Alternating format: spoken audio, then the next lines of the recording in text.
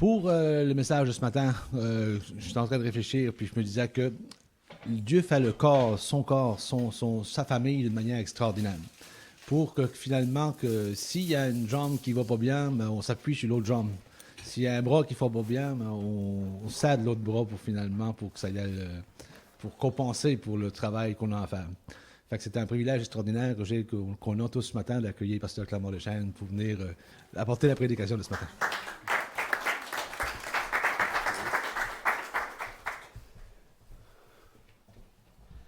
Un, deux, deux. M'entendez-vous? Oui, c'est bien. Fait que, c'est sûr, merci. Sylvain, tu as pris le 6e point de mon message. Encore en action. Fait que je suis vraiment content d'être parmi vous, malgré le drame. J'ai demandé à Pasteur Sylvain si je suis pas capable de faire le message qui vienne.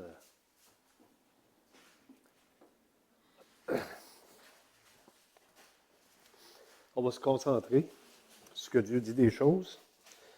Et puis, c'est sûr qu'on vit un drame, on vit une catastrophe, on vit un événement que j'ai vécu par le passé, là, 40 ans passés, mais sans le Seigneur. Et puis, je peux vous dire qu'il y a toute une différence de vivre ce qu'on vit là avec le Seigneur que sans le Seigneur. Quand je l'ai vécu, là, 40 ans, puis je n'ai parlé un petit peu au salon funéraire, mais je n'ai pas été dans les détails. Mon frère m'avait dit, remplace-moi 10 minutes, je reviens tout de suite. Il est parti, puis il s'est tué dans un accident. Et puis, j'étais tellement enragé contre Dieu, frustré contre Dieu. J'en voulais au Seigneur, j'en voulais au monde entier. Je suis devenu vraiment excessivement égocentrique, centré sur moi. J'ai fait des choses que je regrette aujourd'hui. Puis aujourd'hui, je perds un frère extrêmement précieux pour moi, mais dans le Seigneur. C'est une catastrophe pour nous autres de perdre quelqu'un, un ami comme ça, qui était si proche de tout le monde. Et puis, je ne veux pas le passer sous silence. Je ne veux pas qu'on dise, bon, ben, on va passer à autre chose. Il faut vraiment prendre le temps, parce qu'on s'est dit qu'on allait avoir une consolation, mais que la consolation venait des Écritures. Si on est sans Christ, sans Dieu, sans espérance, je peux comprendre les gens. Qu'est-ce qu'ils vivent, vraiment, c'est la frustration totale. Les gens vont même maudire Dieu, éventuellement, même si on dit, bon, il faut qu'ils vivent leur deuil, ils vont le vivre. Mais quand c'est arrivé chez nous, je peux vous dire que la seule personne qui a passé au travers, plus facilement que les autres, même si elle avait beaucoup de peine, c'était ma mère. Ma mère croyait que Dieu était en contrôle de toutes choses. Elle me l'a enseigné depuis que j'étais petit. Elle m'avait prié avec moi chaque soir. Et puis quand on a eu les premiers décès chez nous, quand elle a perdu sa mère avait 52 ans. Moi, j'avais 6 ans. Et puis ma mère pleurait, j'avais été la voir pour la consoler, puis moi, je ne comprenais pas tout, là, à 6 ans, c'est sûr. Mais elle disait clairement, le Seigneur, il connaît ce qui est bon pour ma mère à moi.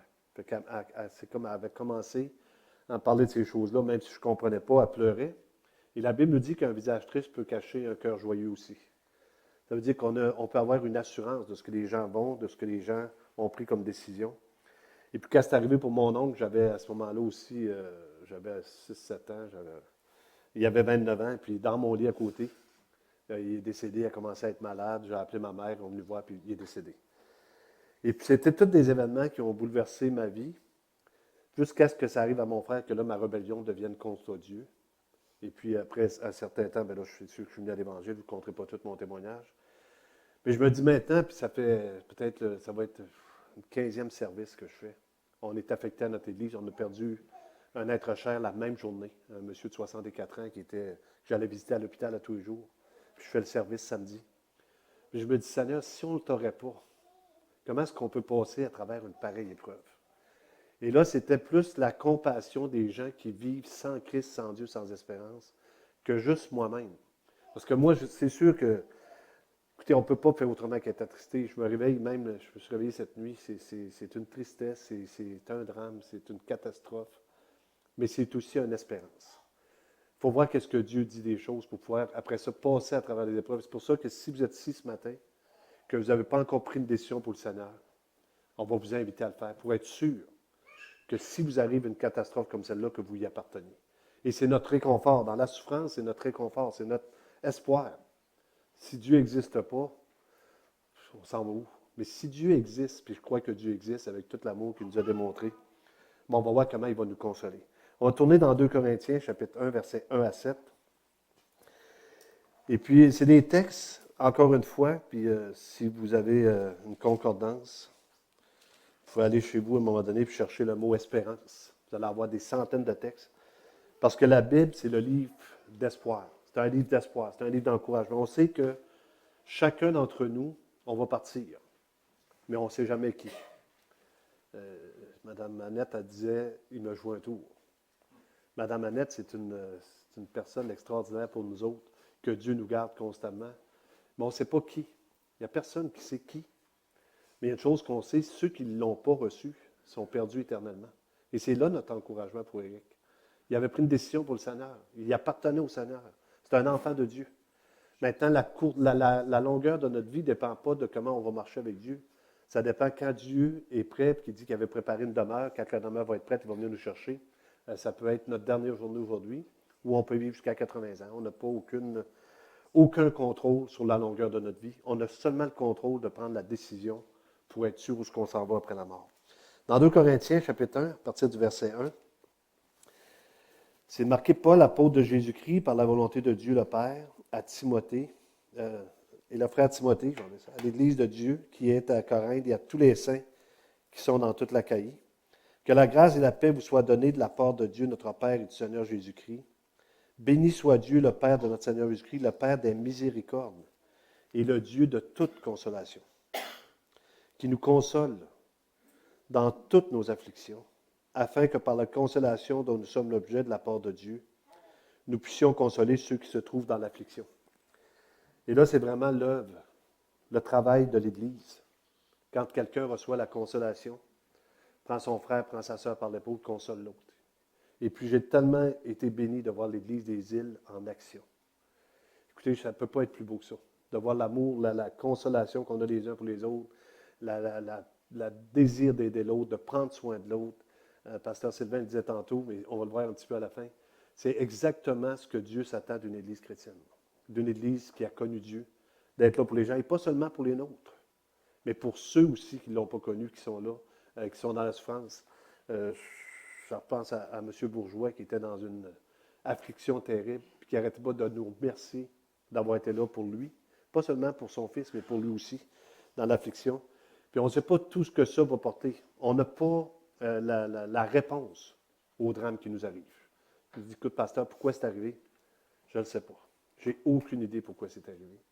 Mais je sais une chose, c'est qu'il y a des centaines de personnes qui ont entendu l'Évangile, peut-être pour la première fois aux îles, d'une façon claire, nette, précise. Parce que l'illusion de dire au monde que tout le monde s'en va dans la présence de Dieu, c'est le plus grand des mensonges qui est véhiculé sur cette terre présentement. C'est une catastrophe de dire aux gens, pas de problème, on est tous des enfants de Dieu. On s'en va dans la présence de Dieu. Bien-aimé, on s'en va. Pour Éric, c'est vrai, mais ce n'est pas vrai pour tout le monde. La Bible nous dit, étroit et serré le chemin qui mène à la vie, puis il y en a peu qui le trouvent. Si quelqu'un n'est pas en Christ, il n'y a pas la vie éternelle. Il n'appartient pas au Seigneur. Fait qu'on a beau dire des belles paroles, on a beau essayer d'encourager le monde, c'est de les envoyer littéralement dans le mensonge. Puis en tant qu'évangélique, on a la vérité. On est les derniers petits Gaulois. Les derniers, si on peut dire, du camp, qui peuvent dire aux gens, je t'aime tellement que je ne te dirai pas le mensonge sur l'éternité. Je ne te dirai pas ce que tu veux entendre. Je vais te dire ce que la Bible dit en t'aimant. Écoutez, s'il y a un trou à l'autre bout, puis on dit aux gens, ah ben c'est pas grave, on ne vous le dit pas, parce qu'on ne veut pas leur faire de peine. Il allait prendre une raille. De toute façon, il allait virer à grande entrée. Je ne suis pas pour l'empêcher d'avoir un beau voyage. Non, la route est coupée. Si tu t'en vas à grande entrée, tu peux tomber dans le trou. On avertit les gens. Ah, mais là, tu coupes mon fun, là, je vais le faire un voyage. On ne coupe pas le fun. On dit la vérité pour que les gens parviennent à la connaissance de la vérité. Et je suis sûr que cette semence-là qui a été faite va porter du fruit dans des personnes. Peut-être qu'on ne les verra jamais. De toute façon, ça ne nous regarde pas pour nous autres. Mais ça nous dit que Dieu a quand même manifesté sa gloire à travers les chants. C'était tellement beau de voir les gens se mettre à part pour chanter des cantiques, à travers la parole, à travers la consolation, à travers l'amitié. Dieu a fait quelque chose aux îles qu'il n'avait jamais fait encore. Et ça a pris une souffrance pour chacun d'entre nous pour la vivre. On dit, il ne s'est jamais rien passé, on n'a jamais eu de décès aux îles. On n'a pas eu une fois un monsieur qui venait plus ou moins, je ne sais pas trop, mais ce n'était pas quelqu'un qui nous touchait aussi proche, c'est quelqu'un qu'on avait à tous les dimanches, on l'avait avec nous autres. On le prenait dans nos bras, on le collait, on avait du plaisir. Dieu le ramène. On ne comprend pas pourquoi, mais plusieurs personnes, à cause de l'avoir rapporté, ont entendu l'Évangile. C'était la même catastrophe quand ma sœur est partie et qu'elle avait pris une décision pour le Seigneur une semaine avant.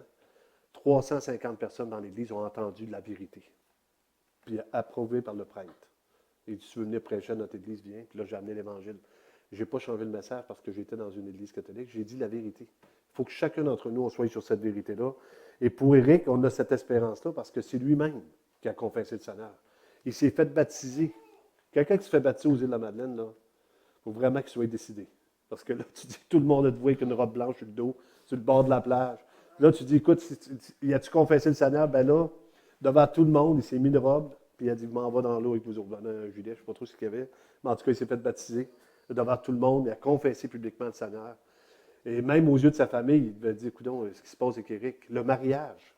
C'est comme si Dieu a préparé des temps précis pour toucher à des personnes dans des moments spécifiques. La joie du mariage, l'incompréhension peut-être du baptême, la maladie de la petite, jusqu'à temps qu'on ait de meilleures nouvelles, tout le monde était dans la joie. Et là, on vit un drame. C'est comme si Dieu a condensé ça pour que l'Évangile sorte aux îles. On l'enseigne à la radio depuis des années. Joël a tenu le fort, pasteur Sylvain le fait. La parole de Dieu est en train de faire un effet sur le territoire des îles de la Madeleine. Et chaque personne qui va comprendre ça, qui va se tourner vers lui, la Bible nous dit qu'il va recevoir, encore une fois, la vie éternelle. Et il n'y a pas de chose de plus précieuse que ça. Le restant, ça ne vaut rien. Si tu n'es pas sauvé, même la Bible va dire, si ça sert d'avoir tous les biens du monde, si tu n'as pas le Christ, ça ne sert à rien. Tout ça va passer. Il continue en disant, car du même que les souffrances de Christ abondent en nous, de même notre consolation abonde par Christ. Si nous sommes affligés, c'est pour votre consolation et pour votre salut. Si nous sommes consolés, c'est pour votre consolation, qui se réalise par la patience à supporter les mêmes souffrances que nous endurons. Et puis la Bible est claire là-dessus, c'est peut-être un thème qu'il faut rappeler plus souvent aux croyants, aux chrétiens, que ce n'est pas parce qu'on est croyant qu'on va éviter la difficulté. Ce n'est pas parce qu'on est croyant qu'on va éviter la maladie. Ce n'est pas parce qu'on est croyant qu'on va éviter d'être pauvre à un moment donné. On peut être riche, on peut être pauvre. La Bible nous dit qu'il fait pleuvoir sur les bons, sur les méchants. On n'a pas un privilège de plus de recevoir des choses, même si on veut la grâce de Dieu sur nos vies, parce qu'on est croyant. Ce qu'on a reçu, c'est Jésus-Christ. Maintenant, il dit Christ ayant souffert dans la chair, armez-vous de la même pensée. Donc, le Seigneur nous avertit que ça ne sera pas plus facile. Mais la promesse que Dieu fait, puis que c'est celle-là qu'on doit tenir, il va être avec nous tous les jours jusqu'à la fin du monde. Il ne nous abandonne jamais. Il est là dans le pire moment de ta vie. Il est avec toi. Et puis on a vu, je ne sais pas si c'est cette semaine qu'on a vu ça, les pas dans le sable. C'est vous autres qui aviez présenté ça? J'ai vu ça la semaine passée à l'église. OK, c'était le groupe de musique qui avait mis une petite vidéo sur les pas dans le sable. Puis le Seigneur avait fait un engagement avec quelqu'un. Puis il a dit, je vais toujours être avec toi, je vais marcher avec toi, je vais toujours être avec toi. Et puis si vous connaissez le spot qu'ils font avec ça, avec une chose dans le sable, et puis le Seigneur marchait à côté de la personne. Et puis à un moment donné, la personne commence à vivre des choses difficiles, elle est attristée, elle vit un drame.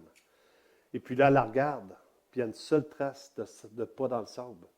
Puis la personne en est frustrée contre Dieu, Seigneur, pourquoi tu m'as abandonné quand c'était difficile, quand c'était rough, je n'étais même plus là. Tu me laissais vivre les pires moments de ta vie, de ma vie. Puis le Seigneur, il dit, les traces que tu vois, ce n'est pas les tiennes, c'est les miennes. Parce que quand tu vivais la difficulté, je te portais. Et c'est exactement ce que Dieu fait. Il nous porte dans la difficulté. Il prend soin de nous. Il nous console dans l'affliction. C'est son rôle le plus précieux. Et il le fait à travers du corps de Christ. C'est à travers nous que ça se manifeste. C'est là que vraiment que Dieu manifeste sa gloire. Tournez dans Romains chapitre 15, versets 4 et 6. Romains 15, 4 et 6.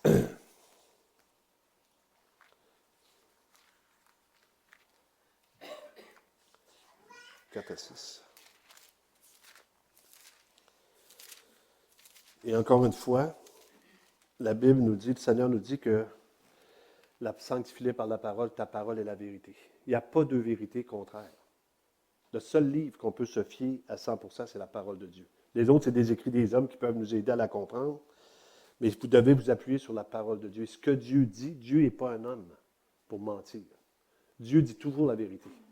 Et ici, il va nous encourager par sa parole. Il nous dit dans le verset 4, « Or, tout ce qui a été écrit d'avance l'a été pour notre instruction, afin que par la patience et par la consolation que donnent les Écritures, nous possédions l'espérance. » Donc, avec les Écritures, on possède l'espérance, que le Dieu de la persévérance, de la consolation nous donne d'avoir les mêmes sentiments les uns envers les autres, selon Jésus-Christ, afin que tous ensemble, d'une seule bouche, vous glorifiez Dieu et Père de notre Seigneur Jésus-Christ. Le ciel et la terre vont passer, la parole du Seigneur demeure éternellement. Quand j'ai connu le Seigneur, il y a 29 ans, il y a un pasteur qui était venu chez nous, c'est le pasteur que j'ai fait venir en fin de semaine passée, on fêtait notre 20e anniversaire. J'étais vraiment embouilli, je vais vous dire honnêtement. Fêter le 20e anniversaire de l'Église, puis penser à ce que vous viviez aux îles, pour moi, c'était comme impensable. Mais il faut vivre les événements, un par un. Dieu s'est glorifié à travers le 20e anniversaire. Et puis, quand le pasteur est venu, le pasteur de ma première Église, celui qui m'avait amené à l'Évangile, puis je l'ai fait venir en avant pour prêcher, j'ai dit, il y a un texte que vous avez dit, pasteur Roulant, dans le bar chez nous, parce qu'il venait faire les réunions dans le bar. J'avais un bar à l'époque, on faisait ça dans le lobby, puis j'allais chercher les clients, je disais des ténèbres à la lumière, puis on faisait ça de l'autre côté.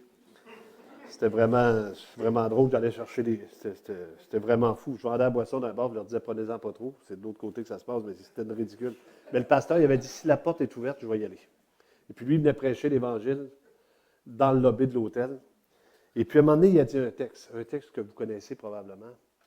Il n'y a de salut en aucun autre, car il n'y a sous le ciel aucun autre nom qui a été donné parmi les hommes par lequel nous devions être sauvés.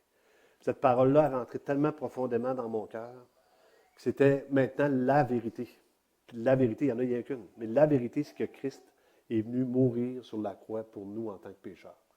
Et il dit que celui qui a le Fils a la vie, et celui qui n'a pas le Fils n'a pas la vie.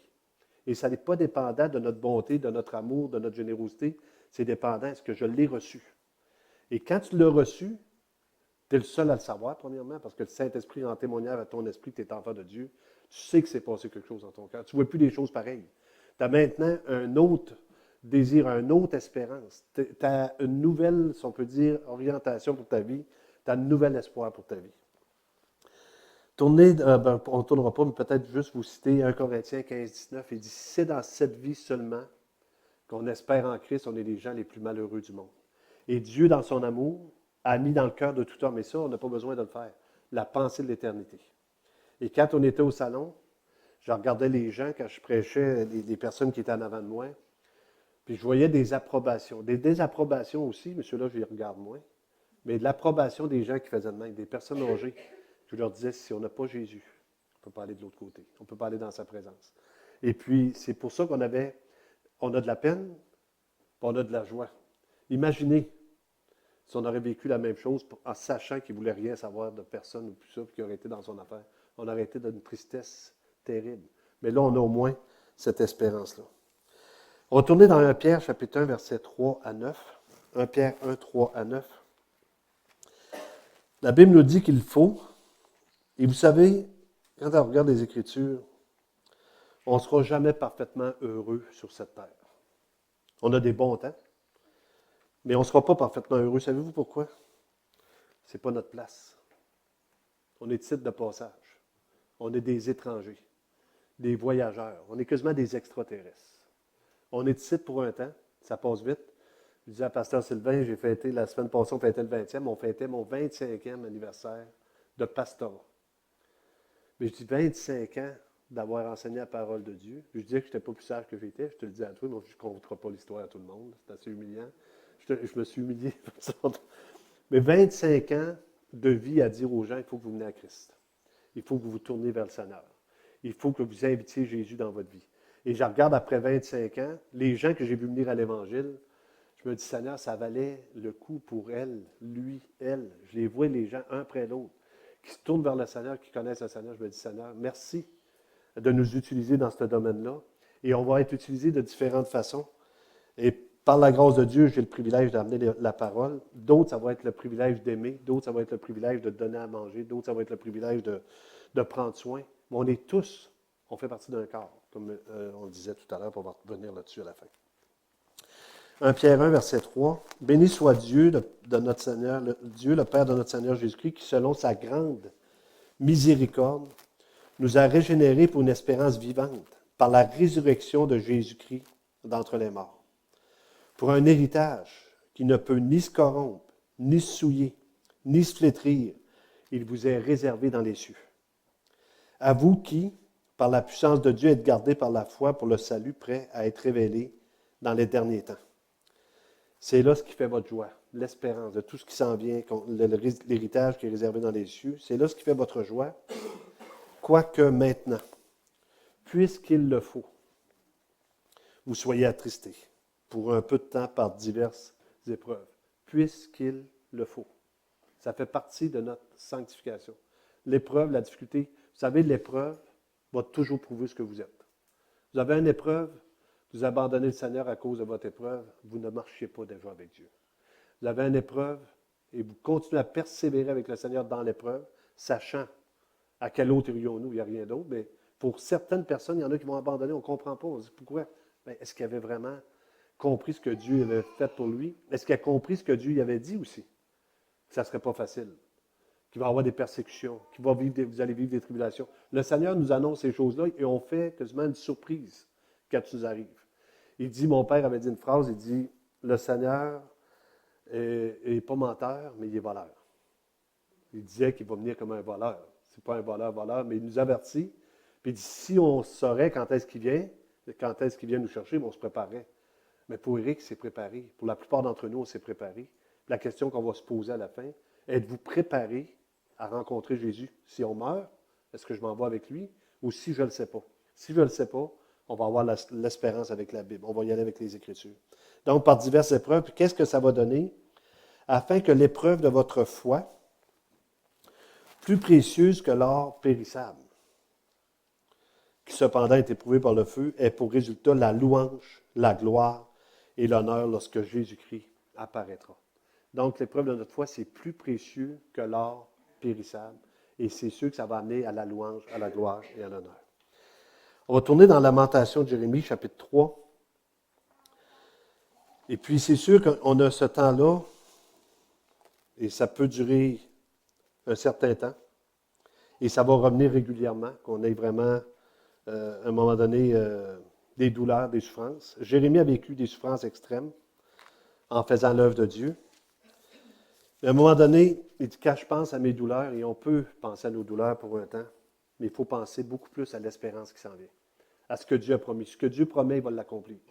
Fait que c'est sûr qu'il y a ce temps-là de douleur. On a, chez nous, ça va être une douleur extrême samedi aussi. Toute l'Église était avec M. Millette, vous l'avez connu, ceux qui sont venus à la convention il y a 3 ans. C'était lui qui faisait l'animation en avant, puis c'était un homme d'une grande qualité. Mais il a fallu qu'il parte. Il a fallu qu'il parte, la même chose que les autres. Il avait ses petits-enfants, il avait sa femme, il venait de prendre sa retraite. Et Dieu le ramène, et sa femme, dans sa souffrance, c'est sûr qu'elle était contente quand il est parti, parce qu'il y avait une souffrance. Pour nous, on perd un jeune homme en pleine santé. C'est pour ça que je dis que l'affliction est encore plus dure. Mais, qu'est-ce qu'on va repasser dans notre cœur? Qu'est-ce qu'on va méditer sur ce qui est arrivé? Fait qu'ici, il va nous dire dans le verset 18, on peut commencer au verset, peut-être, il m'a enlevé la paix, je ne connais pas le bonheur, c'est Jérémie qui parlait, et j'ai dit, ma force est perdue, je n'ai point d'espérance en l'Éternel. Quand je pense à ma détresse, à ma misère, à l'absinthe et au poison, quand mon âme s'en souvient, elle est abattue au-dedans de moi. Quand on s'attriste sur les choses qui viennent d'arriver, c'est sûr qu'on est abattu. On est des êtres humains. Essayez pas d'être Dieu à travers l'épreuve, à travers l'adversité. La souffrance qu'on a, on va la vivre pleinement parce qu'on est des êtres humains. Comme Christ a souffert dans la chair, comme Christ a souffert en tant qu'être humain, il était 100% être humain, puis il dit qu'il peut compatir à notre faiblesse. Jésus est le plus grand compatissant qu'il y a. Il souffre avec nous de cette souffrance-là, même si c'est lui qui l'a ramené. Parce qu'il sait comment on vit ça.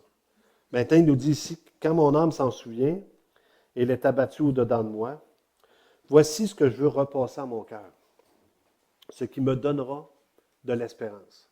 Donc, qu'est-ce qu'on va repasser, qu'est-ce qu'on va méditer, qu'est-ce qui me donnera de l'espérance? Savez-vous qu'on va le revoir de l'autre côté? On va avoir du temps. Il est en train, lui, de l'autre côté, il est en train de se réjouir dans le Seigneur. Il est à la meilleure place, il est à la place que tout le monde désire être. Mais on n'est pas trop sûr d'une façon parce qu'on n'est jamais allé. Je suis certain que quand le Seigneur a ramené Lazare, il va dire, Seigneur, c'était tellement bien. J'ai vécu l'expérience. Je vais vous raconter une expérience que j'ai vécue chez nous. Une madame chrétienne de 65 ans qui avait 12 enfants. Elle aimait le Seigneur, tout ça, puis à un moment donné, les 12 enfants étaient autour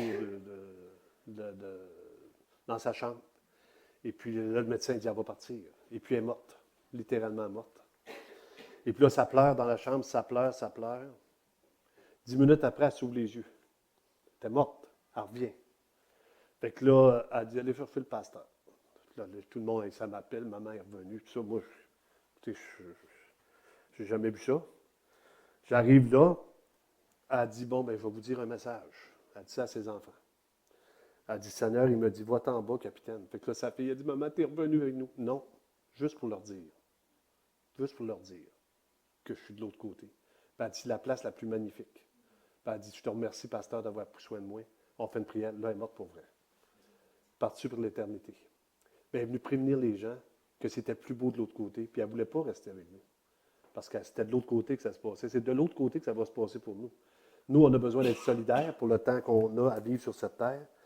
Et elle est partie de l'autre côté. Quand j'ai emmené à l'église, quand on a fait le service, parce qu'il y a 4 de ses enfants qui sont croyants, 8 qui sont non-croyants, et puis je leur ai parlé honnêtement en pleine face.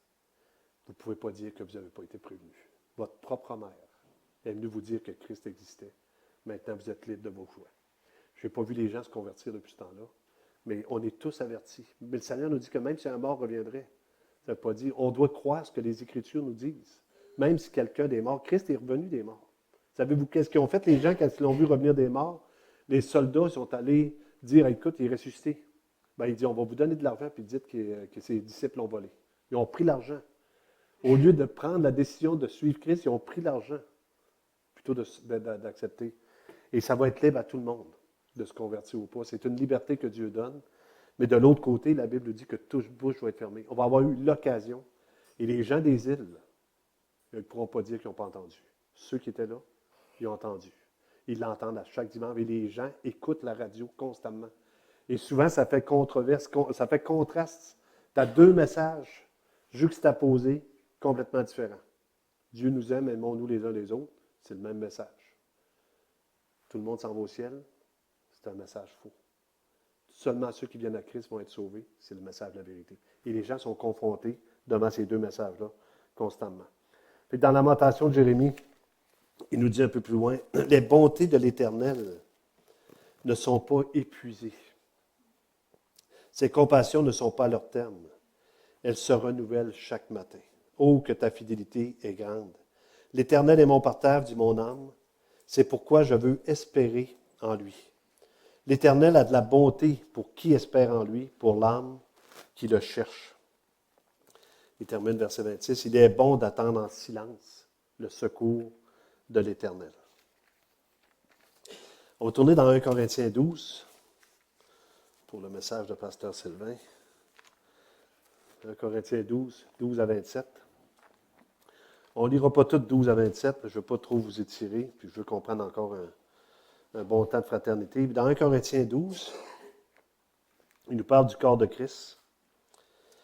Il nous parle comment on doit faire partie les uns des autres, comment on est solidaires, comment on a besoin les uns des autres.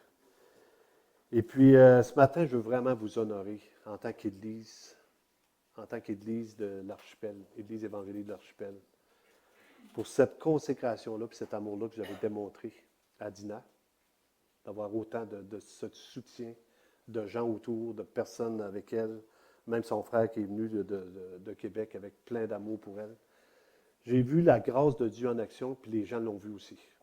La Bible nous dit que l'homme même aussi qui vous calomnie comme si vous étiez des malfaiteurs qui remarquent vos bonnes œuvres. On n'est pas sauvé par les bonnes œuvres. Mais cet amour-là a été le témoignage peut-être le plus percutant qu'ils ont eu aux îles depuis des années.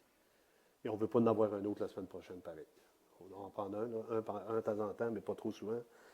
Je veux te remercier, Stéphane, d'avoir vraiment t'avoir consacré à organiser la musique, le système de son. Tout a été rodé. Je voyais vraiment ton cœur là-dedans. Tu voulais tellement que les gens entendent l'Évangile à travers ça, avec ton équipe. Merci beaucoup, Marjolaine. Léo, qui était malade, puis qui est venu quand même pour venir chanter avec André aussi. Je voyais vraiment, encore une fois, comment Dieu a manifesté sa grâce à travers chacun d'entre vous. Jeanne veut vraiment te remercier avec Sylvain de prendre soin de Dina comme ça. C'est toute une consécration. Vous êtes des êtres super, des amis précieux, puis vraiment, c'est une bénédiction. Chacun de ceux qui sont venus au salon, je regarde André qui tellement disait pour écrire un petit mot, là, courir après le monde pour faire écrire un petit mot pour qu'il y ait des souvenirs de tous ces gens-là qui rentrent et qui vont laisser un mot qu'on va lire plus tard, on va se rappeler dans cette consécration-là, Robert avec les acétates, puis la nourriture. Tous ceux qui ont pu. Maintenant, il y en a qui disent, ouais, mais moi, je n'ai pas fait grand-chose. Tu as été là pour 10 ans. Tu as fait l'œuvre de Dieu. Tout aussi simple que ça. L'amour que vous avez les uns pour les autres, à ceci. Tous connaîtront que vous êtes mes disciples. Patrick est venu avec sa femme en catastrophe, si on peut dire, pour venir rendre hommage à son ami, à votre ami. Et puis, je me dis, bon, mais Seigneur, c'est ça le corps de Christ. C'est des gens ensemble qui travaillent à l'œuvre de Dieu. On est tous là ce matin en train de célébrer Dieu, mais de voir aussi comment Dieu va nous utiliser. Là, il vient de nous souder pour la vie à la mort. Je pense qu'il n'y a pas un démon qui va rentrer dans cette église-là pour nous écœurer. Pour un bout. Parce que là, excusez-moi, là, je change de sujet, mais écoute, Dieu nous a soudés dans un événement, c'est dans la souffrance qu'on se soude le plus. Il nous dit dans 1 Corinthiens 12, à partir du verset 25, on peut commencer au verset 24, mais on pourrait toutes les lire, mais on ne les lira pas toutes. Tandis que ceux qui sont des saints n'en ont pas besoin, Dieu a disposé le corps de manière à donner plus d'honneur à ce qui en manquait, afin qu'il n'y ait pas de division dans le corps, mais que les membres aient également soin les uns des autres. Et si un membre souffre, tous les membres souffrent avec lui. Ça nous transperce le cœur, chacun d'entre nous. La souffrance qu'on a vécue, c'est quelque chose d'incomparable. Je pense, je ne sais pas trop la prochaine qui va arriver. Bien, chez nous, j'ai quelque chose, mais là, je me dis, cette souffrance-là, on a souffert. Je pense que pour la première fois avec quelqu'un qui souffre vraiment. On peut souffrir pour d'autres occasions. Tu as perdu ta job, ça ne va pas bien financièrement, on souffre. Mais souffrir pour quelqu'un qui perd son mari, qui perd le père de son enfant, c'est une souffrance qu'on ne peut même pas imaginer. Puis ça nous transperce. Puis Dieu le permet. Dieu est en contrôle. Ce n'est pas un Dieu insensible. Mais il manifeste sa grâce, il manifeste sa gloire à travers cette souffrance-là. Dans Jacques chapitre 1, versets 22-27, on va terminer avec ça. Je vais demander à Stéphane s'il veut s'approcher, s'il vous plaît, pour... Jacques chapitre 1, versets 22-27.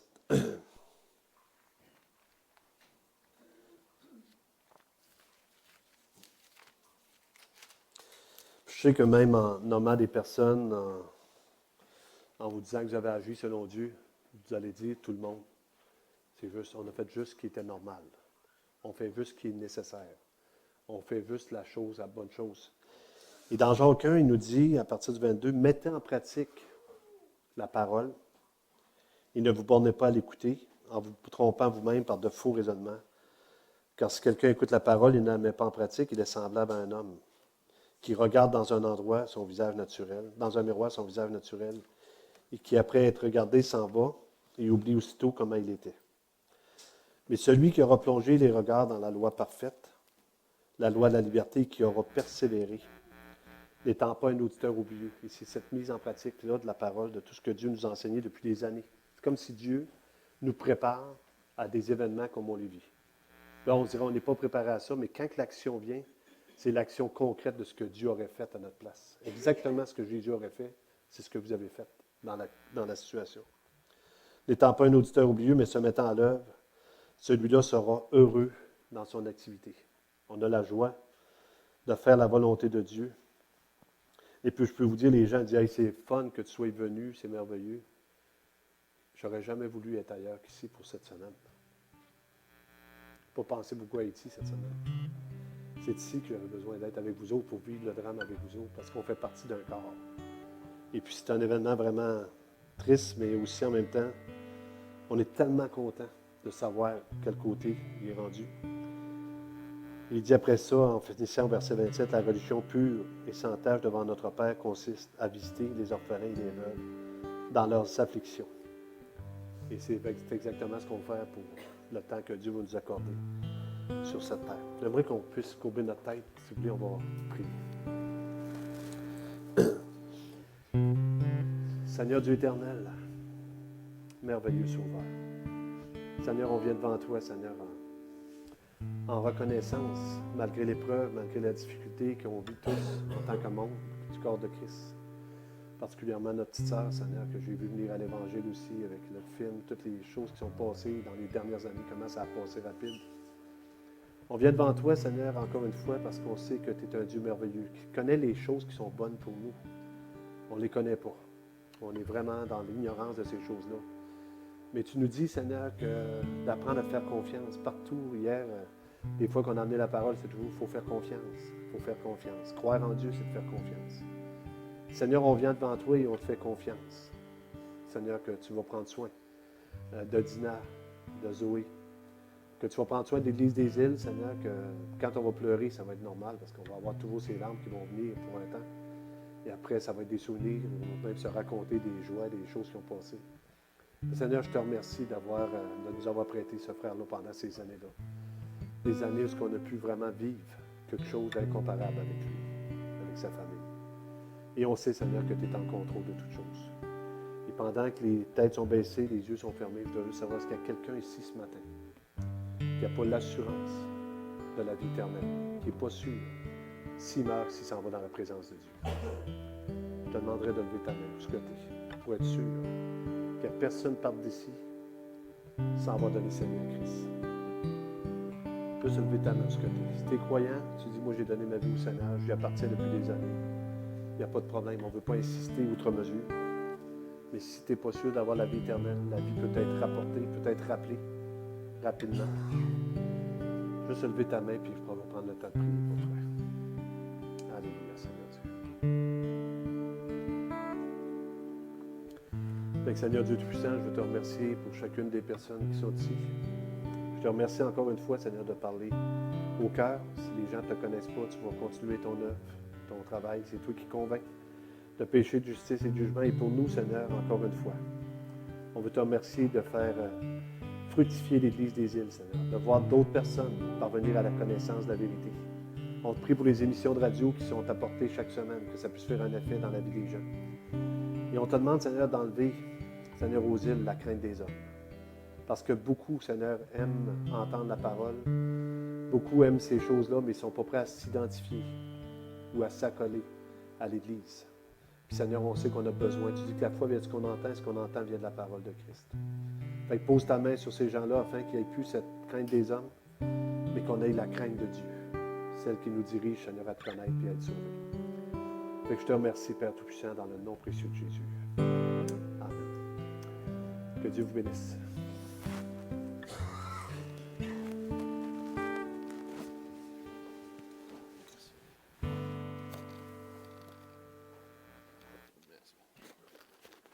Merci beaucoup, Pasteur Clermont, pour ce message. Merci, Léo, pour la louange et toute son équipe. Merci à vous autres d'être là. Prenez le temps de vous saluer puis donner des paroles d'encouragement.